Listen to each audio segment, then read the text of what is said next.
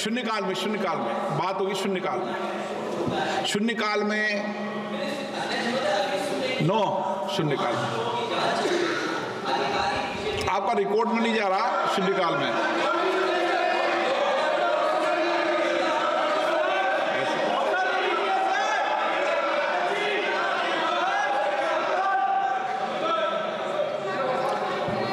Question number Girdhari Yadav ji 101 Girdhari मंत्री G portal पर। माननीय अध्यक्ष महोदय, सरकार के द्वारा जो उत्तर दिया गया उसमें कोई अलग से योजना का जिक्र नहीं है। सरकार चाहती है कि कलाकारों को प्रोत्साहन दें। हस्त जो हमारे हस्तशिल्प है, ये भी कलाकार हैं, चाहते हैं कि सरकार अलग से उसको कुछ व्यवस्था दे ताकि ये भी जीवित रहे।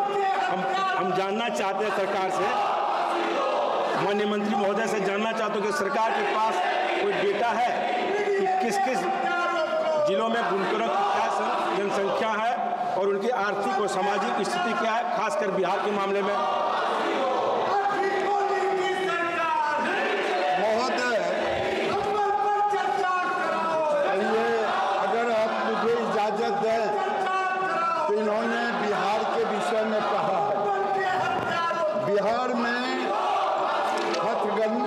हथकरघा जनगणना 19-20 के अनुसार 12,847 हथकरघा श्रमिक हैं, जिनमें से 50% से अधिक महिलाएं हैं। मुख्य हथकरघा उत्पाद भागलपुर का तसर शिल्प, साड़ी और कपड़ों के जीआई अधिनियम 1999 के तहत जीआई टैग प्राप्त है। इसके कुल 8 अधिकृत उपयोगकर्ता हैं। इसके अलावा राज्य में अन्य प्रसिद्ध उत्पाद भी हैं, जैसे tasar silk, dupatta, tasar silk, dress material, Sigori, Patna, Manpur और गया के सूती कपड़े भी है। हथकरघा योजनाएं में महोदय कई योजनाएं चलाई जा रही है। बिहार सहित तमाम देश में small cluster development programme, handloom marketing assistant, special infrastructure project, mega cluster development programme, consultation credit weavers Mudra loan, handloom weavers welfare.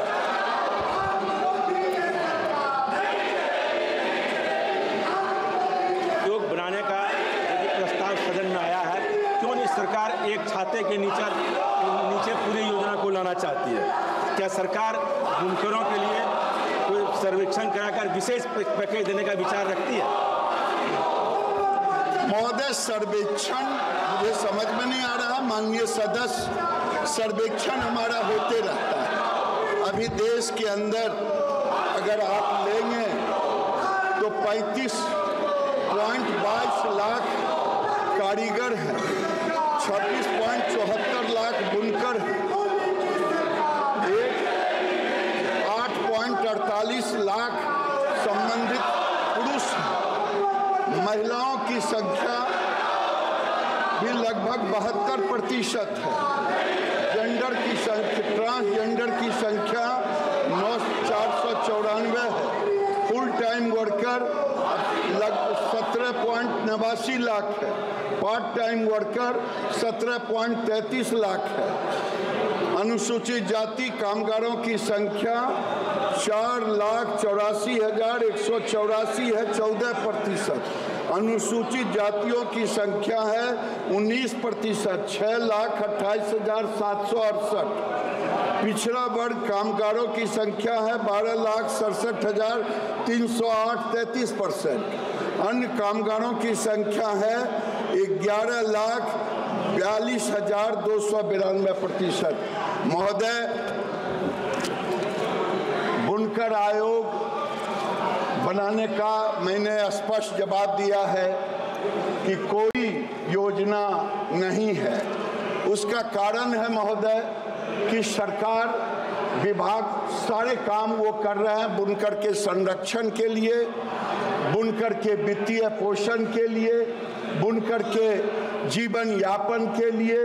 और एक बार महोदय अखिल भारतीय हथकरघा बोर्ड बना था, वो एडवाइजरी के रूप में था, लेकिन वो एडवाइजरी बोर्ड भी महोदय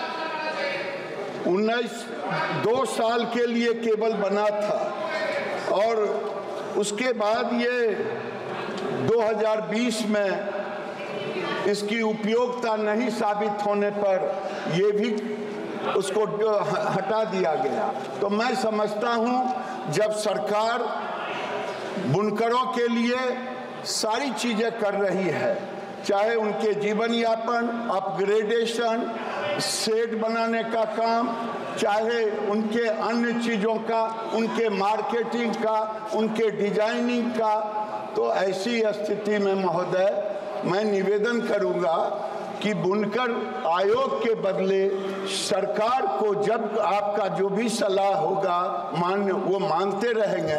हम बुनकरों के लिए ही काम कर रहे हैं और बुनकरों के लिए काम अगर आप बिहार का देखेंगे, देश और बिहार में, तो मैं आपको बता रहा हूँ 1,04,000 वीवर्स इम्प्रूव्ड लूम एसेसरीज हथकरघा संवर्धन सहायता की तरह दी गई, उसमें बिहार को भी 400 के करीब दी गई। और अगर आप देखेंगे 86,445 हैंडलूम वर्कर्स को स्किल अपग्रेडेशन ट्रेनिंग दी गई, तो 2,382 हैंडलूम वर्कर्स को बिहार में भी दी गई ट्रेनिंग। अगर आप देखेंगे 6,546 वर्कर को वर्क सेट दिया गया, तो बिहार में भी 265 वर्कर को वर्क सेट दिया गया। 14,717 वीवर्स को लाइटिंग यूनिट दिया गया, बिहार में भी 581 दिया गया। 2,443 मार्केटिंग इवेंट्स अभी तक किए गए, जिसमें बिहार का भी संख्या उसके अनुपात में रहा। तो हर तरह से हम करते रहे महोदय, इसलिए इसकी जरूरत नहीं है। Shrimati D Punyadeshwari. Thank you, Honorable Speaker, sir. Sir, we have about 4.3 million weavers in our country who face various issues and challenges like accessibility to loan, upgradation of design, access to markets, and so on and so forth. So I would seek to know from the Honorable Minister whether his ministry would consider a technology-driven platform that will provide a one-stop solution to all the challenges that the weaver community faces. Alongside, I would also seek to know from the Honorable Minister how the proposed Rashtriya Bunkar Ayog would actually protect our traditional craftsmanship alongside enhancing the global competitiveness of our weavers. Thank you, sir. महोदय, बहुत अच्छा प्रश्न किया गया है। आज technology का ज़माना है, हम टेक्नोलॉजी से अछूत नहीं रह सकते और टेक्नोलॉजी के बगैर हम दुनिया से compete नहीं कर पाते। आज आने वाले समय में ग्रीन टेक्नोलॉजी की मांगें बढ़ रही है। आने वाले समय में भारत से ज़्यादा ग्रीन टेक्नोलॉजी हैंडलूम से कुछ नहीं हो सकता। तो हम उनको टेक्नोलॉजी दे रहे हैं, जकार्ड दे रहे हैं, उनको डिजाइन बनाने के लिए कंप्यूटर की व्यवस्था करा रहे हैं। हम एक प्लेटफार्म रखा है, तो मुझे लगता है मार्केटिंग में भी हमने रखा है, इलेक्ट्रॉनिक सारे चीज़ों की व्यवस्था हमने मार्केटिंग के साथ डिजाइनिंग में भी रखा है। हमने सारे प्लेटफार्म पर हम उनको टेक्नोलॉजी के साथ जोड़ रहे हैं। अभी भारत विजन नेक्स्ट बनाया है निफ्ट के साथ मिलकर के, जो हैंडलूम को भी हम उसमें जोड़ रहे हैं।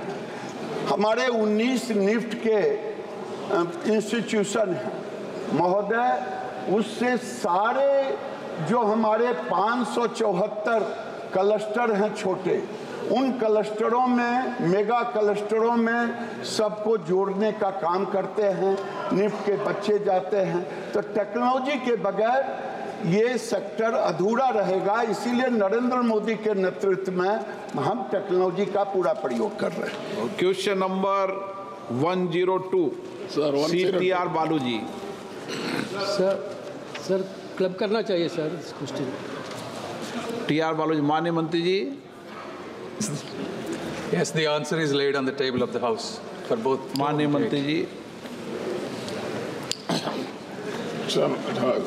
Speaker sir, Manrega program is one of the flagship program of the UPA government. The poor man, Dr. Manmohan Singh, has brought this program to help the poorest of the poorer, especially the farm labor, when there is no farming activities are there. Sir, I want to point out some of the figures which the government has given so that the rest of the nation could understand how the government has come for, is very reluctant to introduce and go ahead with this program.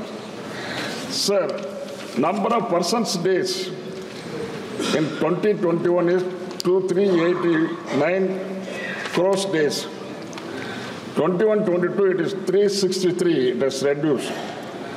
22-23 it is 248 crores persons days. Not only this, sir, the allocation made on 21-22 is 98,467 crores. The allocation made in 22-23 is 90,805, reduced. 23-24, 86,000 crores only. The same thing has been given in 24-25 also, 86,000. So allocation has been reduced year by year, and number of working days also reduced year by year. In this case, how the government is going ahead with these schemes, with these programs, is well known to the public as well as. And moreover, sir, some of the states like Madhya Pradesh, Uttarakhand, Gujarat, they are not even extending the minimum wages. The minimum wages for farmers are even reduced to 110 rupees per day. And moreover, 106 rupees in Uttarakhand, 110 rupees in Madhya Pradesh, 106 rupees in Uttarakhand. In this case, how will the government come forward to see that particular labor who is working hard in this program is given the proper justice to his labor? Is there any program to curb these activities, sir? क्या बालू जी Uttar Pradesh, Uttarakhand, Yes. Gujarat, यहाँ पर आप party का विस्तार करना चाह रहे हो क्या? I only point you. Thank you. Sir, let me explain what has happened between 2006 and 2025 ever since the program was started. In 2006 and 7, when the UPA government has started, the budget allocation was 11,000 crores. And by the time you retired, it was 33,000 crores. After the NDA government came, the budget this year is 87,000 crores. 1 second, let me answer. Please let me answer. Let me answer. Please let me answer. During COVID time, the government of India under Modi ji government, listen to me please, you answered, you asked the question, I answered. Let me answer. No, listen. No, I'm coming. Please listen. During the COVID time, which is माननीय मंत्री जी, which is 20 माननीय मंत्री जी, please address chair. No address here. Sorry, sir. This is my first time. But during COVID time in 2021, the budget estimate was 61,000 crores. However, this budget estimate was happened during February and March. At the end of March, COVID happened. And the government of India has spent 1,10,000 crores, 50,000 crores more money than ever in the history of India within few months because of Modi ji's big heart and the government policies. Number two, listen to me. Number two, please listen. See, if you want to have an intellectual discussion, I'm happy to answer all of your questions. Have an intellectual discussion. Number two, ever since, every year the budget estimate is 70,000 crores, and the revised estimates and the released amounts were more than 98,000 crores. Please, 1 minute, please, 1 minute. Please, 1 minute, please, Baluji, आपको सुन। जब माननीय मंत्री जी जवाब दे रहे हैं और पूरे तथ्य के साथ, आंकड़ों के साथ रिपोर्ट कर रहे हैं, अगर वह गलत आंकड़े दे रहे हैं तो आप मुझे लिख के दें। अगर वह आंकड़े सही बता रहे हैं, आप उस पर ऑब्जेक्शन नहीं करें, बीच में नहीं बोलें, उनको पूरा जवाब देने दें। नो गलत।